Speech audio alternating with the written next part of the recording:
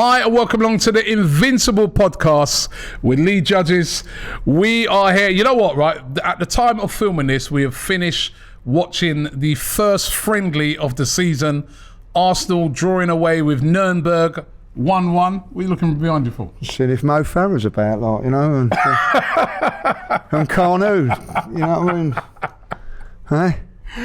We're going to talk about the friendly. You want to touch on those things first? Well, yeah, let's touch on them first, like, you know what I mean, eh? Very impressed. Mo Farah, what a guy. Yeah. What a nice guy. What a humble guy. What a massive Arsenal fan. Did you see when I put the question to him? If you could give up all your medals and everything to become a footballer at Arsenal, would you do that? He said yes. So I thought it was fantastic, the story he said about when he went to the training ground and he was in awe of all the players and all that. Yeah. Exactly how we'd feel like, do you know what I mean? Yeah. So, proper fan. Yeah, and he's won 4 Olympic gold medals, 6 Olympic worlds, and he gave that all up to play for Arsenal. That is how privileged those Arsenal players are, you know what I mean? I'll tell you. I thought that was a very poignant thing he said there. And considering, do you remember when he won that, the whole nation was watching him now? Yeah. You know what I mean? I was in awe of it, weren't we? Completely. And then he said something like that, and you know, he asked for a kickabout and all that, didn't he? Like, you know, so, well, he kept that very quiet, like, you know, didn't you? He didn't tell me about that. Great guy. I say exclusive. Yeah. Because it's me. Yeah. I'm only joking. No. And then Carnu as well. Carnu, what a player he was, by the way. What a player he was. And what I did, the interview I did with Carnu is one of the coolest things I've done since I've been on AFTV. I interviewed him in the metaverse, right? It was a great experience, trust me. And Lee, I'm going to have to get you in there. We're going to have to do an Invincible podcast in the metaverse. Yeah, we'll do that. Where you get all these, and the cool thing about this one is that any fan could join. It was such a cool thing. You got to watch it. We're going to put it out on the channel. You're going to have to watch it. But yeah, Carnu, again, what a gentleman, what a humble guy. And he had some interesting things to say about, you know, like Arsenal and that. He's loving the team at the moment and everything. But in the interview, Zinchenko came on and asked him a question. And Zinchenko said to him, like... the real Zinchenko? The real Zinchenko? What do you mean? What, are we going to bring in a fake Zinchenko? Well, I don't know. Alexander Zinchenko, man. That's came on and he said to Carnu, he said, which team would win? The Invincible team or the team of now? He asked him 2 questions. And actually, I'm not going to reveal the one. Yeah, just reveal one. Carnu said, yeah, you know, you guys done a great job and things like that. But wow. I'm sorry. Invincible teams. Yeah, would deal with you, like, you know what I mean? Yeah, I think they would as well. Like, of course they would.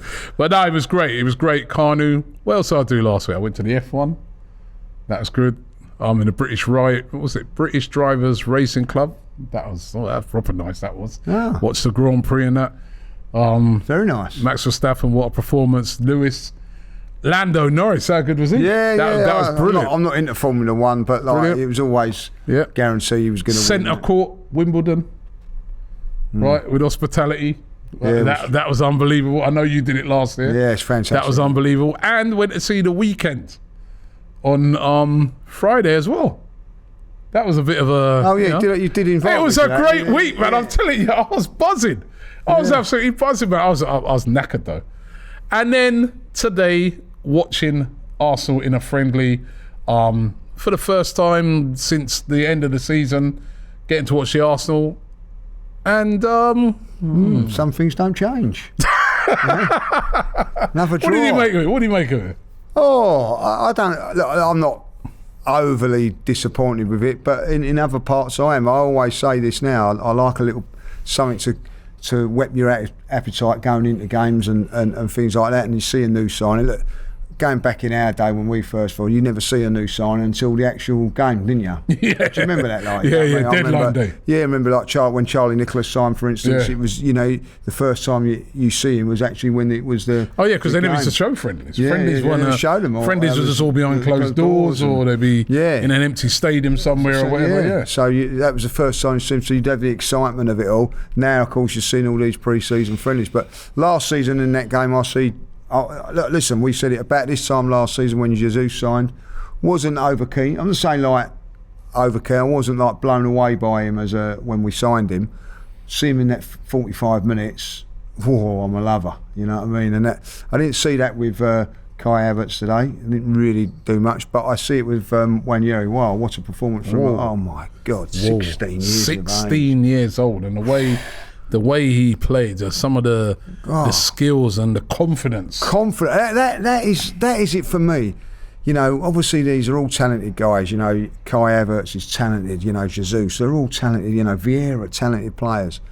But this is a 16-year-old kid, still at just finished school, walked into that first team dressing room and says, I own it.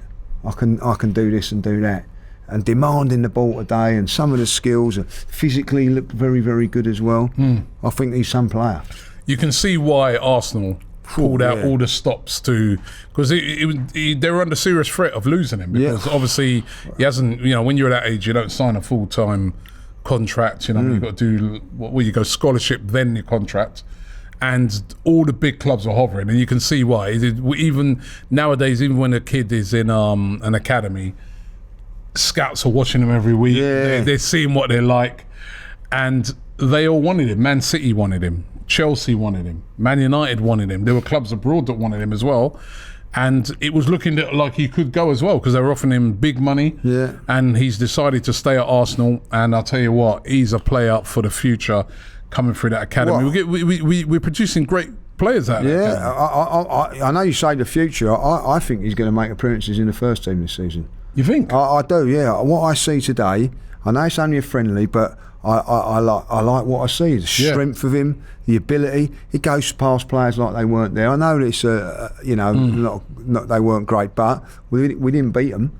So, you know, and I look at that, and I look at players like Thomas Partey today, you know, like showed his dominance in the first half. Saka showed his class. So did he. So did he, like, you know. And how must it be when you're that age, knowing that, do you know, a lot of players, am I going to get a contract? Am I going to be? He knows he's that good. Whatever happens, he's going to be a professional footballer. Yeah. Although you've seen, and this is also though, why the caution bit of it, and just like keep your feet on the ground, level. I hope people around him saying that, because you've also seen players blow up like that at this age.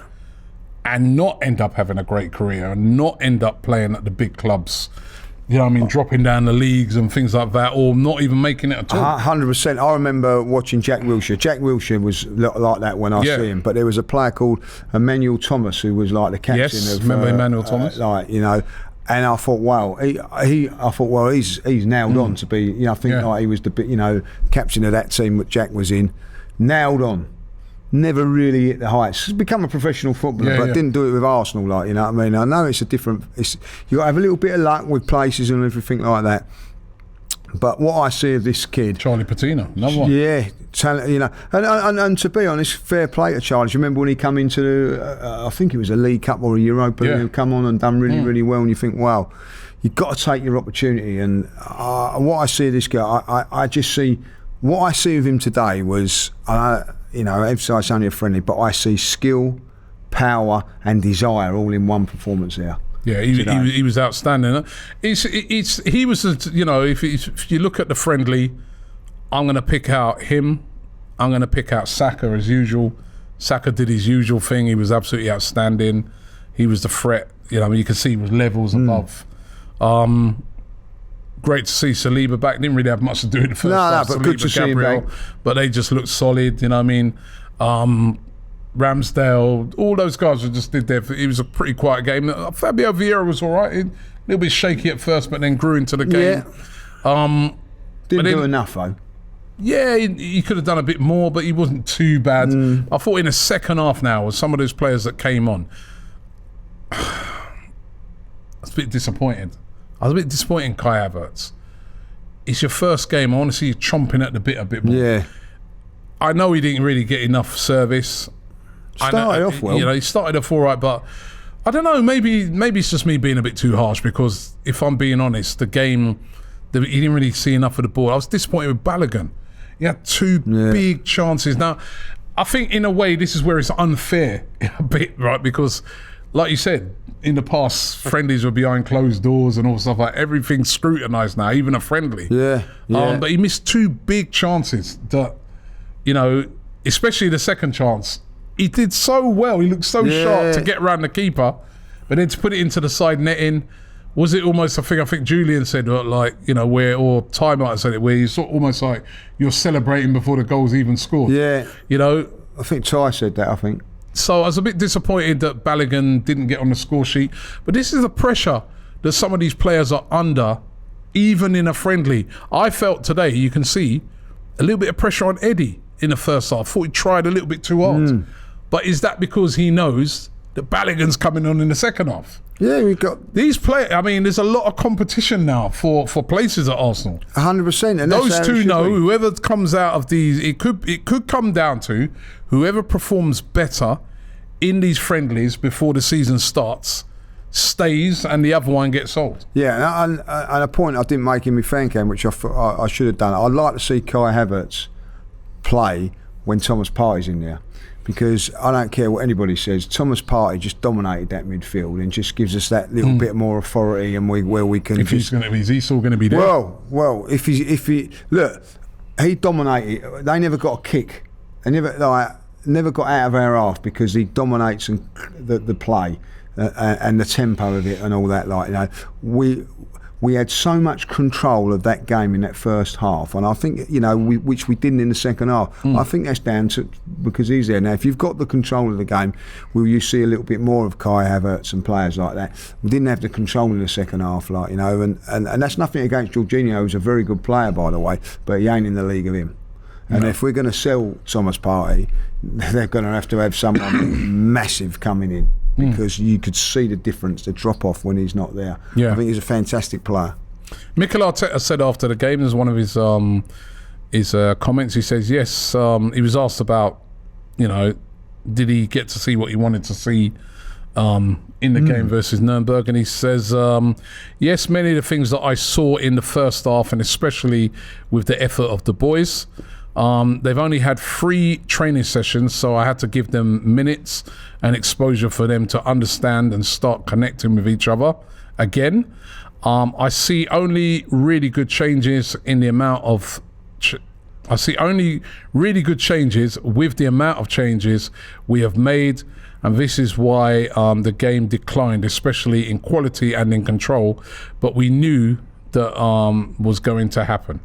Yeah, it always does happen. You know, we've all played football and all that, and when you make a load of changes to the second half's not got the quality of the first half. That's why everybody wants to start in the first half, you know, and things like that. The quality does drop off a little bit. Everybody tires a little bit, and with that, probably a little bit of intensity goes from it, like, you know. So I get that, but I know that they've made a lot of changes, but you still want to. What you want to see, Robbie, is glimpses. I don't care, you know. Ethan done it, didn't he? When he came on, like he proved. Nwaneri, he proved. That's all you have to do. That's what I wanted to see from Kai Havertz today. Just a glimpse of what's to come of him. Like I see with Jesus last season. Like what I see of Saliba. Like, that's what I want to see. I didn't see that from them today. Like, you know, listen, you know, Trusty done well when he come on. Like, you know what I mean? Like, I've seen Trusty. I quite like him. You know, but he's not going to make. He's not going to make it, is he, really, at Arsenal? But when you look at the players that's in front of him, it's going to be tough for him. But when you watch a game of football, you look at Saliba, you know that he's got it. I didn't see that with a couple of the players today. You know what I mean? Like Balogun today goes with as many questions that he started off with. The same with Havertz. You know, there's still too many questions. None of them have been put to rest. And I know, like.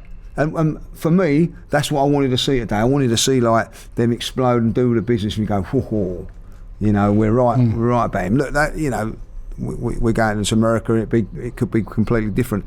But I do feel that when Jesus started off last season, scored 2 goals, pressure a little bit off. I don't want this building if things ain't going well for him, and then, like, you know, he's struggling. Like, you know, I really want to see him hitting the ground running. And you know, look, I'm brush this one to the side. It does, you know, as he said, they want to get minutes under their belt and all that. Like, but over the next, I think it's a big tour for Havertz. I really do.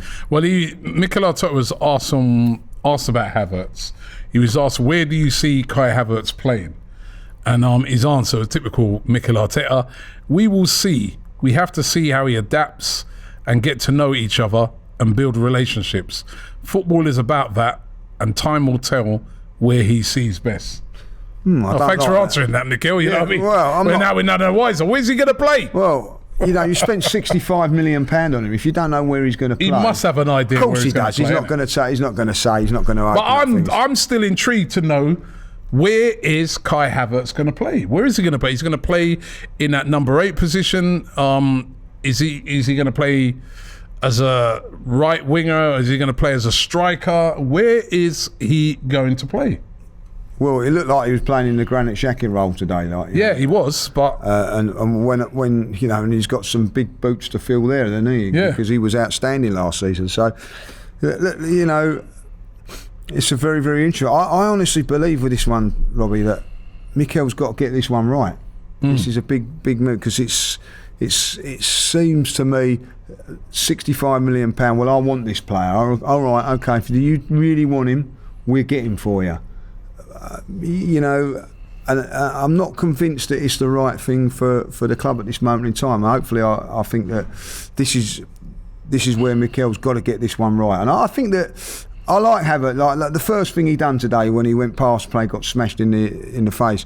That looked good. You know what I mean? Like if he'd have got past his man, what would he have done after that? It's all like ifs and buts and maybes. But for me, this one's got to work, and I'm praying that it does. Yeah, I'm praying it. The other thing that we saw today, right, is that it makes you realise how big Arsenal's squad is, because there were certain players weren't even playing. There was no Odegaard. He picked up an injury just before the game started. Trossard came off early as well with a little niggle as well. There was no Martinelli. There's a lot of players that weren't even playing. It just shows that the squad is increasing, and of course what we're all waiting to see as well is we want to see Declan Rice, we want to see Jurriën Timber. Now he was asked about that as well, about the transfers, and he said at the moment, this is what he said about transfers, he said, latest on transfer dealings, at the moment we're working with a group of players that is here. We have nothing to announce yet, and when it is done, you will be the first to know. Now, I want to know something, right? How is it that Arsenal takes so long to announce these transfers? Every man and his dog knows we've signed Jurriën Timber and we've signed Declan Rice. Why have they not been announced yet? Especially the Timber one. I saw this thing the other day about lawyers with Declan Rice. The lawyers are piling over. What is it? A murder case?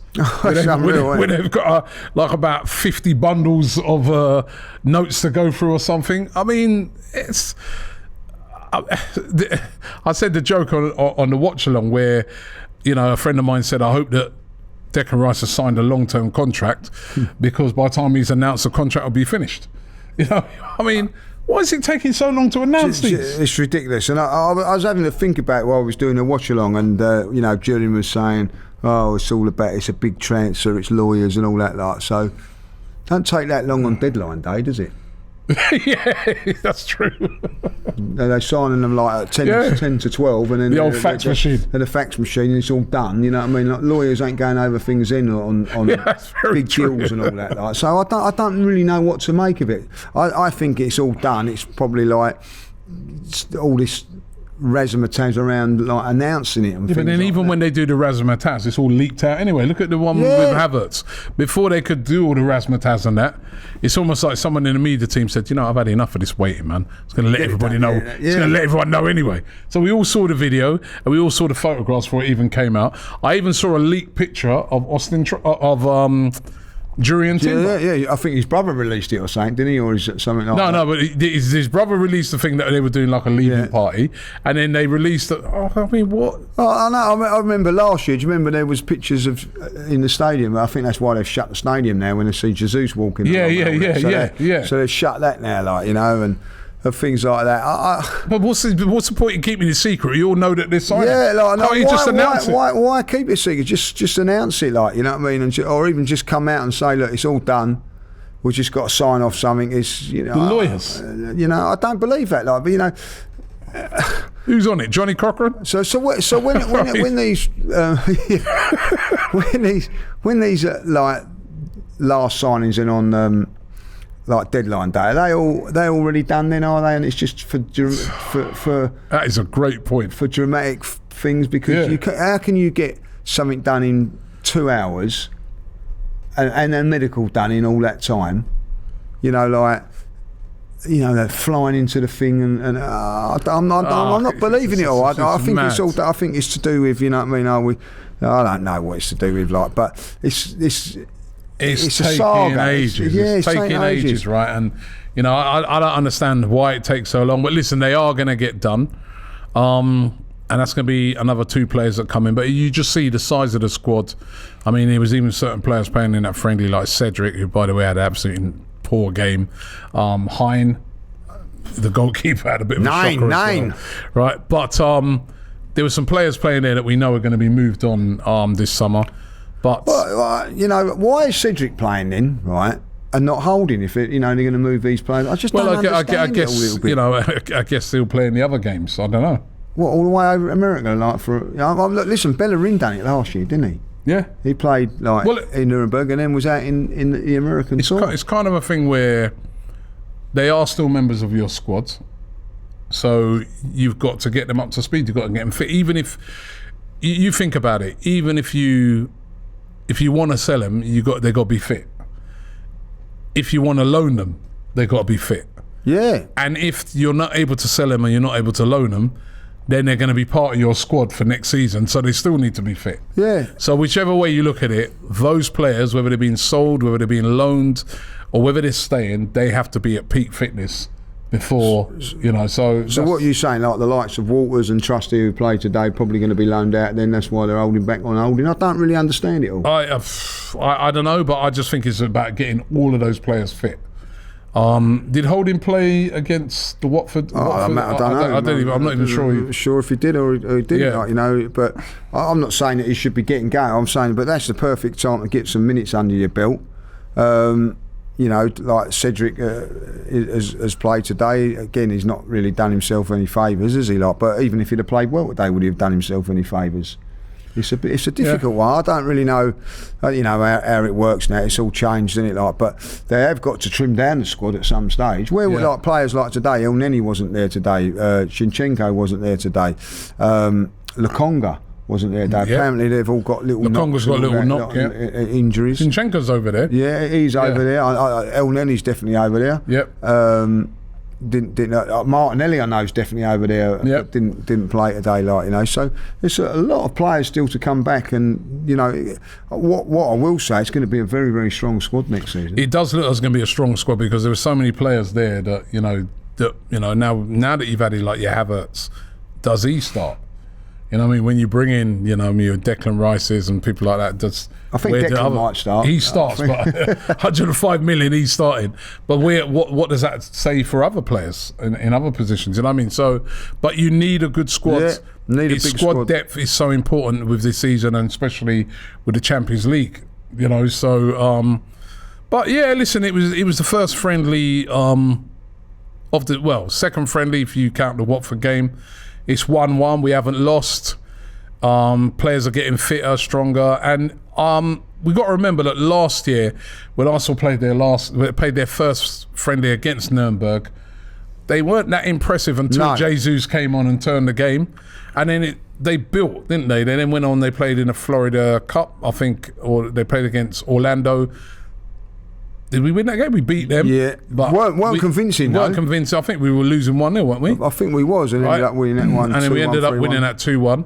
Then we played Chelsea, and you started to see us as every game we got better. And the Chelsea game we looked sharp. 4-0, wasn't it? Yeah. Then when we played Sevilla, we looked even sharper. So it's about, you know, it's not about going out there after the first game and looking mega sharp and blowing, you know, our team away 6-0. It's about that build. Yeah. Building up until you get to the peak. And I sort of described it I did a fan cam and I described it, and I was talking about a bit like boxers sometimes. Where a boxer hasn't fought for a while. He's got a big fight coming up. Yeah, he does that warm-up fight, blows off a few cobwebs, might go the distance with a guy that ordinarily he'd knock out. But he's after that. He's thankful for the fact that he went the distance. He's like, I'm glad I went the distance because to blow off some of the cobwebs. So. Yeah, and I think that's where you go. If you remember going back to the Orlando one last season, it was a bit of a mixed squad and all that. Then when he come to the Chelsea game, he played the team that played the next game against Seville and the same team that started. Yeah. So I think by the time we play back at the Emirates Cup, I reckon that'll be the team that's going to be going there and starting. Looking forward to, by the way, coming out to America because that is where the friendlies are going to continue, and we're very lucky to be travelling out next week for those friendlies. The MLS All-Stars that we're going to be playing in Washington. Then we go to New York where we play Man United. That's going to be a really tasty one. And then finishing off by playing Barcelona in LA at the Los Angeles Rams Stadium. That's going to be awesome. So 3 big games there. 3 big games. Looking forward to. What game did you say you're looking forward to the most? The Man United one. The Man United one? Yeah. Because I don't remember playing Man United before in like a friendly, in a pre-season friendly. I don't remember. It's huge. And I think that game is going to be the interest around it. Yeah, I'll get that. Even for a friendly. And then, obviously Arsenal got huge support in America, so have Man United. I'm looking forward to that game. I mean, the Barcelona one. I'm looking forward to the Barcelona one because of the stadium. Because people that have been to that stadium say it's supposed to be unbelievable. It's supposed to be the best stadium. Yeah. So obviously we've been to Tottenham, which was probably the best in Europe. I have to say that. Anyway, but. Apparently people that have been to both say this is another level, so I'm looking forward to that. But the Man United game, I suppose, you know what I mean? The Man United game, it's going to have all the rivalry there, and it's only a friendly. It's like the Barcelona, the Barcelona game. It'd be interesting to see who has more fans, because Arsenal, normally when I go to America, Arsenal always outnumber teams with fans. It was a pretty even split when we played Chelsea. It was more Arsenal fans. Yeah, probably 60-40, wasn't it? Yeah. But Barcelona, when we go to LA's got a big Hispanic community, and they love Spanish. They love Real Madrid. Interesting. Real Madrid and Barcelona, they love, right? So Arsenal will still have mega support there, but it'd be interesting. But the United one, that's going to be evenly split, and both sets of fans are going to want to win that game. You don't want to lose to United. So that's going to be a really interesting one, even though it's a friendly, so it's not the end of the world. Yeah, but that's a good. It's going to be a good test of Arsenal's sharpness. Yeah, and a good test of where we're at. That will be. I think the Barca be better than the Barcelona, because Barcelona are always a couple of weeks behind, don't they? Because their season don't start till September, where ours starts in August. So I think that we'd be a little bit. We're 3 or 4 games into our pre-season, where there only be 1 or 2. So but that Man United game will probably be an even sort of a game and always nice to put one over them. So hopefully we can do that. Do you know what I mean? We've got some pretty testing games in the. Yeah. I actually like this, right? Because I think that's what you need to get the sharpness up. I like the way we started off, like Watford, Nuremberg, 2 sort of teams. Yeah. Mix division below us. MLS All-Stars. There'll be some good little players in there. It's the best players in the MLS playing in that team, so that'll be a test, right? And they remember as well, they'll be probably fitter than Arsenal, because the MLS season's already running, right? So it's crazy that they drop that in the middle of their season, isn't it? Right? Then Man United, that'll be a test. That's stepping up big levels. Then Barcelona, that'll be a big test, stepping up big levels. Then we come back Emirates Cup against Monaco. Yeah. Then Man City in the Community Shield before going into the season. So there's some real testing games. Yeah. But hopefully we go up like that, and by the time we get to that first game against Nottingham Forest, that's when we peak. And that's so I think the games that have been chosen for this pre-season I think I can see it's going to really test us. Yeah, I think it will. And listen, I'm going to say can't wait to get to America and enjoy that. But obviously, you know, going back to Wembley. It's been a while since we've been to Wembley. Last time we was at Wembley, of course, no fans. Yep. So it'd be nice to go back there again and enjoy that. We had a great time at the Box Park. Do you remember when we done it from there? But like, there's nothing like going, is there? And that, so going there again and yeah, like, you know, the season that we had gives us the opportunity of playing the Community Shield, and I think that's going to be important as well. We've got to start turning over City. We've got to start turning them over. So hopefully by the time we had a good pre-season, we go there and we're in good form as well, like, you know. Yeah, definitely. So yeah, I think there's a lot of positives to take. And a few negatives out of the first friendly, but again, in a way, I don't think that's a bad thing. I think sometimes you play your first friendly, you win 5-6-0, everybody's like, yeah, you know what, I think we could win the league. When people start getting ahead of themselves. Drawing 1-1 with Nuremberg brings everybody back down to earth, right? You know what I mean, all right, let's chill. You know what I mean, a lot to work on. Got to get your sharpness, your fitness. You need to work on that. You need to work on that.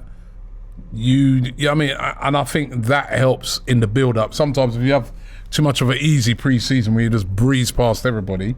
Yeah, that's a great point. That is a great point. Again, like the boxer, innit? You knock everybody out. You get put in with a load of bums, knock them all out, and then when you come to the big test now, you get taken into a war. You don't know what to do. Yeah, and you know, like, listen, this is the very beginning of pre-season, like, you know what I mean, just to get a few minutes in the legs and all that, like, you know, and also which a lot of people don't realise, and which I forgot as well, like, you know, they would have been working really hard in these sessions, you know, like when you're playing a game properly, the last day or so you have a nice easier one, really, but they've been training really hard on the fitness side of it, then playing that as well, like, it's all part of getting their fitness right, like, you know, so I don't really look at it too much in there, but you just, from my point of view, I just want to see little bits of magic here and there, like, you know. And I can't wait to, you know, America, because surely we'll see Rice and that over there, but I can't wait to see him in an Arsenal shirt. It's going to be an immense buzz. Yeah, once he does actually get onto a pitch over there. So the American tour's going to be brilliant, and we will be there. You know, I want to touch on before we go, the Dele Alli interview. I know he's over the years has been the arch enemy of every Arsenal fan, but on a human level, when watching that interview that he did for the overlap with Gary Neville, and you see what some of the stuff that he's gone through, it kind of brings to reality the fact that footballers are human. Doesn't matter how much money. I mean, I always hear a lot of people say, yeah, but the money, he's getting money sometimes can add to problems. That's what people don't realise sometimes.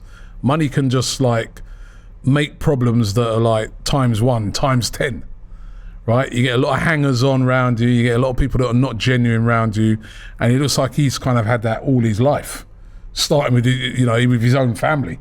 So it was really sort of emotional stuff, listening to him, and, you know, him admitting that, you know, as a child he was sexually abused and stuff like that, and looking at all that, I don't know, for me, from a human level, you know, it just made me just feel like, you know, I don't care that he used to play for Tottenham.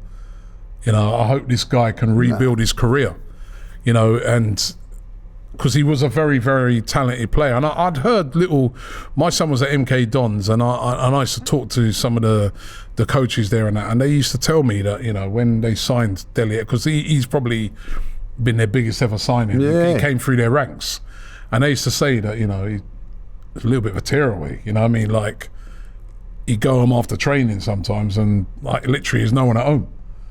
That's him as a young kid, you know what I mean? So I really hope that he can, in him coming out now and being so open with what's gone on behind the scenes, because he's been rehabbed for the last 6 weeks, you know, that he can rebuild his career. Yeah, and one of the greatest things I think that he can take from it is that he's had a very, very difficult childhood and all that, but he's still made something of himself. So he should be proud of what he's done. I know that, you know, to have that, we've all, you know, you know, like, you know, like my dad's passed, your parents have passed and all that, but I look back, you know, I can't thank them enough for the childhood that I had. You know what I mean? Like, and it was like expected, like, to have a good childhood, like, because that's what it was like for us. So we're very lucky to have had that. He didn't have that, but then to still be able to make yourself a career, and a bloody good player he was, playing for one of the big teams in the Premier League, playing for England. You know, big. You know, I can't praise him enough for that, like, you know. But now he's come out and done all that and said what he said and all that. I'm rooting for him. I know that he played for Spurs and all that. I remember he got the ball. Remember when they beat us in the cup? So the ball bounced right by him, and I said, "You're one of the reasons I can't support England. You horrible so and so." Do you know what I mean? Like, you know. So it's your fault then. Yeah, well, like, you know, it's on a football level. Yeah. But even if he was playing for Spurs now, I'd be wishing him well, because I think, you know, if any genuine Arsenal fan, we didn't like him. You know what I mean? Like, one, because he nicked a few goals against us and was a bit arrogant and whatever, like. But that's him on the pitch, no problems. But now all this has come out and all that, you're rooting for him a little bit. Do you know what I mean? Like, and even more so probably because he's gone to Everton. You want him to really do it now.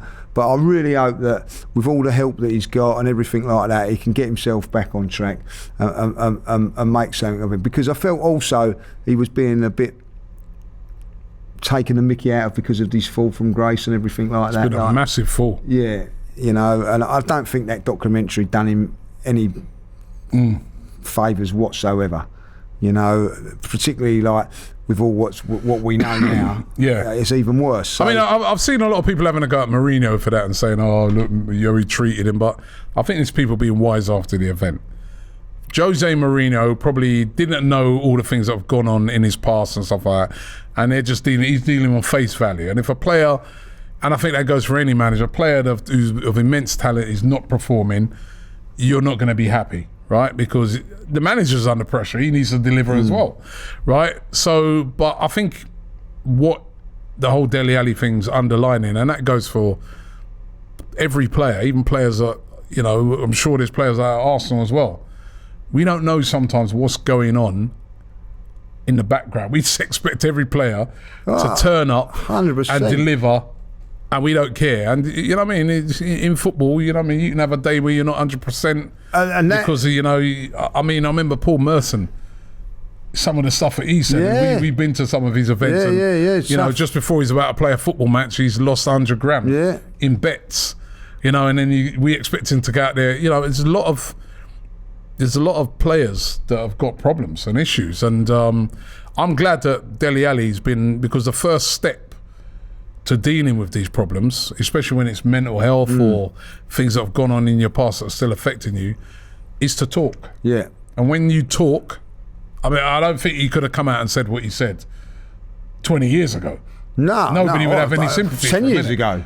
Yeah, Stan Collymore. Remember when Stan Collymore came out? Stan Collymore came out, spoke about mental health and that, and people. Remember, like newspapers that would go, "Yo, man up, man up, man up." What are you talking about? You know what I mean?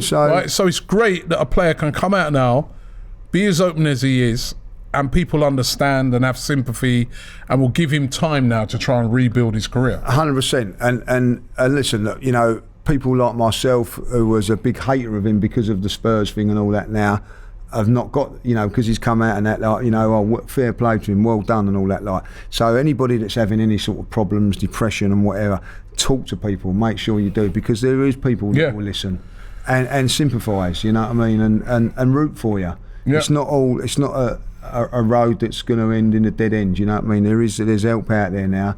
So if you are feeling a little bit down, please just get in contact with the right people. Talk, because especially, I've said it many a times, and we know this as facts, especially as us as men, we're not the greatest talkers about these type of things. So, and we need to learn to be better at talking about these type of things, because, you know, I mean, there's no shame to it. It's we can all go through it. So Dele Alli, you know what I mean, hope that you know, you can turn your life around and turn your career around, because, you know, you don't want to see a footballer who had immense talent just, you know, end up on a scrap heap kind of thing. And we're Arsenal fans through and through, but you know, we wish him well. We wish him well. Well, listen, we've come to the end of the podcast today. Our next podcast of the Invincibles will be over in the United States of America. So look out for that. We're going to be over there next week. As I said, we're going over for the whole of the preseason tour. We're going to be in Washington. We're going to be in New York. We're going to be in LA. We're looking to meet as many fans as possible. Maybe, possibly, Lee, might be a shout to do one of these with a load of American fans. Yeah, like let's get some American fans. Get some American fans on live and that. So look out for the Invincible podcast. But first preseason friendly for Arsenal. Not great. Not bad. 1-1, we'll take that, but definitely a lot to build upon. Thanks for watching. Don't forget to subscribe here to AFTV. Remember that you can listen to this podcast on all your normal streaming services. Lee, let's get our passports ready. Let's get them. The Invincible podcast. Myself, Robbie, and Lee Judges come together once a week to discuss all things Arsenal. Straight talking, considered discussion, brought to you by the fans of the only club in Football League history to go invincible.